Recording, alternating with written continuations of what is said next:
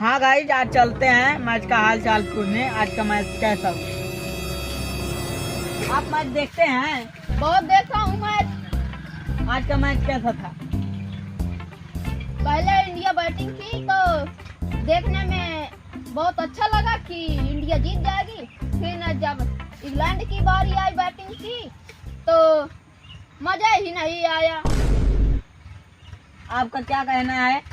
मेरा कहना है ये कि इंडिया वाले मैच छोड़ दे, शपथ ले ले, वो भी शपथ ले ले।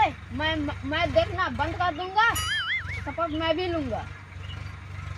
तुम भी शपथ लोगे? हाँ हाँ, एक मिनट रुको। तुम्हारा ये कहना है इंडिया वाले शपथ ले लें, तुम इंडिया वाले शपथ ले लें और तुम मैच देखना छोड़ दोगे? हाँ हाँ गाइज, कह रहे हैं इंडिया वाले शपथ ले ले, ये मैच देखना छोड़ देंगे। आप मैच देखना छोड़ेंगे? सच में छोड़ूंगा। शपथ लेते हैं? शपथ लेते हैं। मेरे मैच का कसम खाओ। मैं तुम्हारे मैच का कसम खाता हूँ। आज से मैं भी शपथ लेता हूँ।